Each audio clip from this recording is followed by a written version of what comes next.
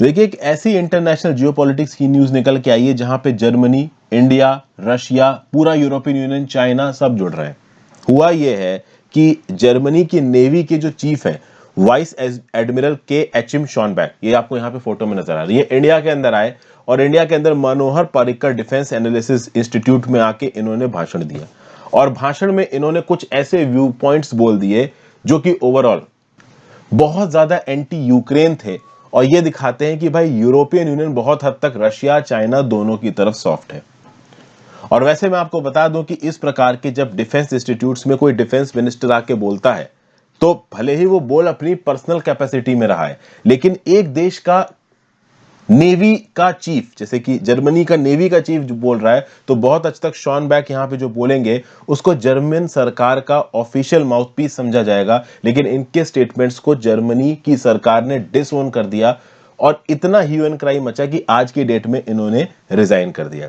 इन्होंने रिजाइन किया, अपना रेजिग्नेशन सबमिट किया है डिफेंस मिनिस्टर क्रिस्टीन लैम्ब्रेस्ट को और उनसे बोला कि मेरे को इमीडिएट बेसिस पे रिलीव कर दिया जाए। रिलीव कर दिया गया है। क्यों ये इमीडिएट बेसिस पे रिलीव हो गए?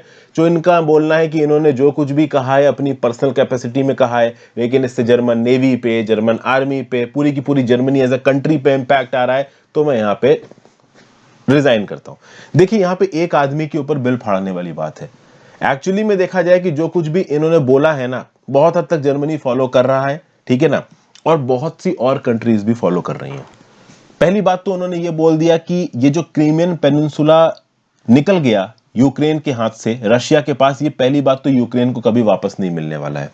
दूसरा, इन्होंने ये बोला कि रशिया ये जो पूरा का पूरा पचड़ा कर रहा है और अभी के लिए जो ईस्टर्न डॉनबास और डोनेट्स वाला रीजन है यूक्रेन का, जहां पे प्रो रशियन रेबल्स हैं और उसी की बाउंड्री के ऊपर रशिया ने लाखों की तादाद में सोल्जर्स में डिप्लॉय कर रखे हैं। ये सब रशिया इसलिए नहीं कर रहा है क्योंकि वो यूक्रेन की जमीन हड़प ले छोटी सी, वो इसलिए कर रहा है तो कि प्रेसिडेंट व्लादिमीर पुतिन को थोड़ी रिस्पेक्ट चाहिए। प्रेसिडेंट व्लादिमीर पुतिन दोस्ती चाहते हैं।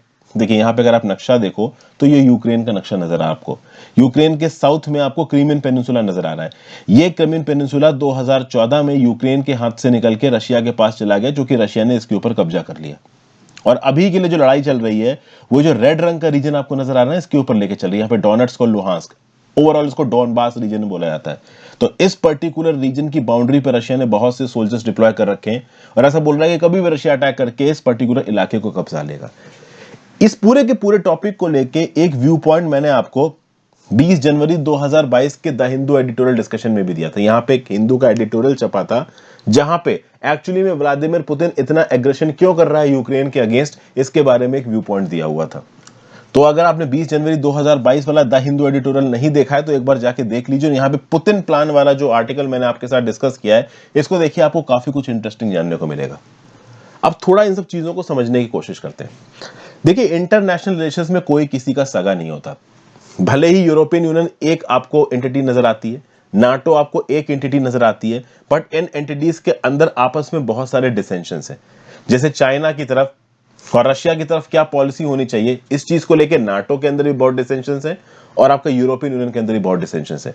अभी कुछ दिन पहले एक न्यूज निकल के आ रही थी कि लिथुआनिया ने विल्नियस अपनी राजधानी में ताइवान का एक रिप्रेजेंटेटिव ऑफिस खोलने दिया और ताइवान नाम से खोलने दिया, तैपेई नाम से नहीं खोलने दिया। बाकी हर जगह पे तैपेई नाम से खुला हुआ है। इस बात को लेकर चाइना ने भर भर के सैंक्शंस लगा दिए लिथुआनिया के ऊपर और यूरोपियन यूनियन ओपनली लिथुआनिया को यहां पे प्रोटेक्ट नहीं कर रहा है, क्योंकि यूरोपियन यूनियन की जो कंपनीज हैं वो चाइना में अपना ट्रेड करना चाहती हैं। तो इससे अब क्या पता चलता है कि पूरे यूरोपियन यूनियन को कोई एक सेट पॉलिसी नहीं है आपकी विद रिस्पेक्ट टू चाइना। और पूरे यूरोपियन यूनियन के साथ अगर आप चाइना का ट्रेड देखोगे, $800 बिलियन से ज्यादा है।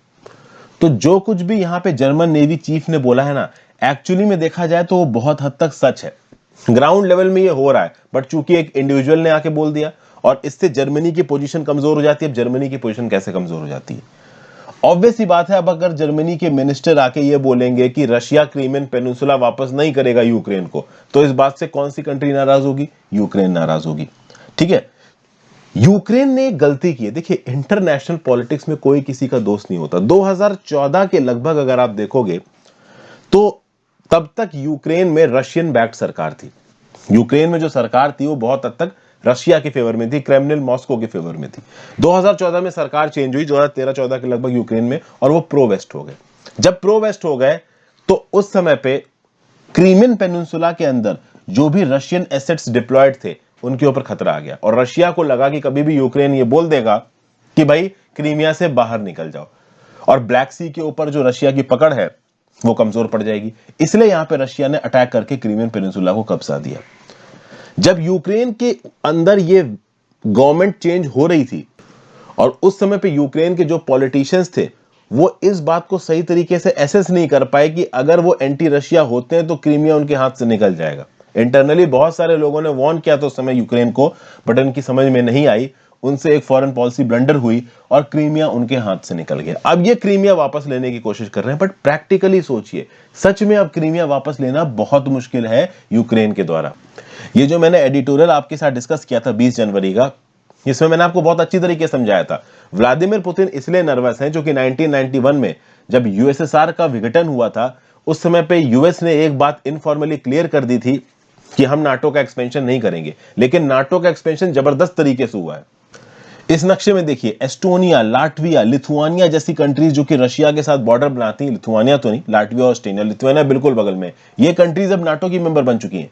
जब 1991 में यूएसएसआर के विघटन के बाद ये बातचीत हो चुकी थी यूएस और यूरोप के रशिया से कि हम नाटो को एक्सपेंड नहीं करेंगे, तो क्यों आप रशिया के बैकयार्ड में नाटो की एक्सपेंशन बढ़ा रहे हो। फिर बीच में बात आई कि जॉर्जिया और यूक्रेन भी ज्वाइन कर लेंगे नाटो को, और जैसे ही यूक्रेन के अंदर प्रो वेस्ट सरकार आई वैसे ही आप देखो 2014 में रशिया ने अटैक करके क्रीमिया कब्जा लिया।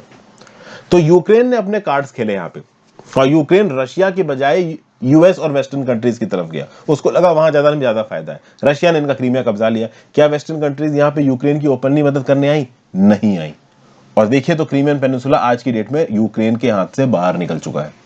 और कल की डेट में अगर क्रीमिया को कब्जाने के लिए कोई वॉर होता भी है तो वो वॉर यूक्रेन अकेले लड़ेगा, और यूक्रेन अकेले लड़ेगा तो रशिया से जीत नहीं पाएगा। और अगर बाकी यूरोपियन और यूएस कंट्रीज आएंगी तो वो न्यूक्लियर वॉर में कन्वर्ट हो सकता है, जो कि पूरी की पूरी ह्यूमैनिटी को नक्शे पर से उड़ा देगा।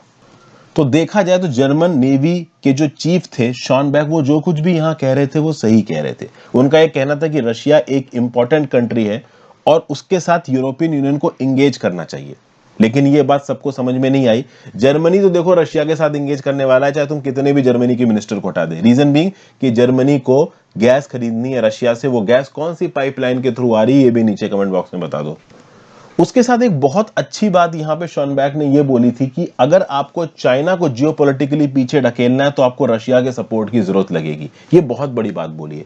अब चाइना के अगेंस्ट स्टेटमेंट बोल दिया अगर जर्मनी के नेवी चीफ ने, तो इससे पता है क्या होगा? इससे ये होगा कि चाइना की जो ऑफिशियल एडमिनिस्ट्रेशन है वो जर्मनी को अप्रोच करेगी और बोलेगी ये कैसे स्टेटमेंट दे रहे हैं, तो ओवरऑल ट्रेड वगैरह खराब हो सकता है। और ट्रेड के मामले में यूरोपियन यूनियन की किसी कंट्री में दम नहीं है पीछे पुशबैक करने में जर्मनी को। एक लिथुआनिया ने इसलिए पुशबैक कर दिया क्योंकि लिथुआनिया बहुत छोटी कंट्री है, चाइना से ज्यादा सामान लिथुआनिया के अंदर आता नहीं है, तो इसलिए लिथुआनिया ने यहाँ पे रिस्क ले लिया। लेकिन जर्मनी, फ्रांस, स्पेन, ये सब बहुत बड़ी बड़ी इकोनॉमी है, ये ओपनली चाइना से पंगा नहीं लेंगी।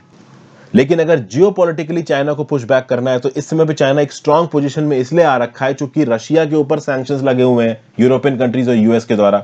तो रशिया बहुत हद तक जियोपॉलिटिकली चाइना की तरफ अलाइन हो रहा है। तो शॉनबैक यही बोल रहे थे यहाँ पे कि रशिया को चाइना की तरफ जाने से रोकना है, इसलिए एक काम करो, रशिया को रिस्पेक्ट दे दो, व्लादिमीर पुतिन को रिस्पेक्ट देखो, उसको अपना दोस्त बना लो ताकि हम चाइना को इफेक्टिवली पुश बैक कर सके। लेकिन ओवरऑल जो स्टेटमेंट्स हैं यहाँ पे जर्मन नेवी चीफ के, उनको ऐसी लाइट में लिया गया, इतना कर लिया गया कि उन्होंने यहाँ पे रिजाइन ही कर दिया। और बहुत हद तक शॉनबैक ने जो व्यू पॉइंट यहाँ पे दिया था ना, ये बहुत हद तक प्रो इंडिया है, क्योंकि रशिया इंडिया का पार्टनर है, बहुत ओपन दोस्त नहीं है, लेकिन वेपन्स वगैरह हमसे बेचता है, हमारे रशिया के साथ कोई प्रॉपर पंगा नहीं है और आगे होगा भी नहीं। रीजन भी हम रशिया के साथ कोई बॉर्डर शेयर नहीं करता। तो अगर ओवरऑल यूरोपियन कंट्रीज, यूएस और रशिया का एक ग्रुप बन जाता है और ओवरऑल जियोपॉलिटिकली चाइना आइसोलेट होता है तो लॉन्ग टर्म में इससे इंडिया को फायदा होगा। तो जो कुछ भी व्यू पॉइंट यहाँ पे शॉनबैक ने दिया था, it is in favour of India, but इसको अभी के लिए इंप्लीमेंट करना मुश्किल होगा क्योंकि यूरोपियन यूनियन की किसी भी कंट्री में इतना दम नहीं है कि चाइना के अगेंस्ट एक जियोपॉलिटिकल वॉर छेड़ सके। और रशिया के साथ वो अपनी अलग ही लड़ाई लड़ रहे हैं, कुछ लड़ाई लड़ रहे हैं, कुछ बैकएंड से थोड़ा सा धक्का मार रहे हैं। लेकिन ये बात बिल्कुल क्लियर है कि यूरोपियन यूनियन की बहुत सी कंट्रीज, प्राइमरली आप कह लीजिए जर्मनी, डिपेंडेंट है रशियन गैस पे और लंबे समय तक वो रशिया से पंगा लेंगे नहीं। हालांकि यूक्रेन के इशू को लेके, अलेक्सेई नावल्नी के इशू को लेके बीच बीच में रशिया को थोड़े बहुत स्टेटमेंट बोलते रहेंगे। स्ट्रैटेजिकली बहुत ज्यादा वो रशिया के अगेंस्ट करने वाले हैं नहीं, कितने भी जर्मन नेवी चीफ से तुम रिजाइन करवा लो।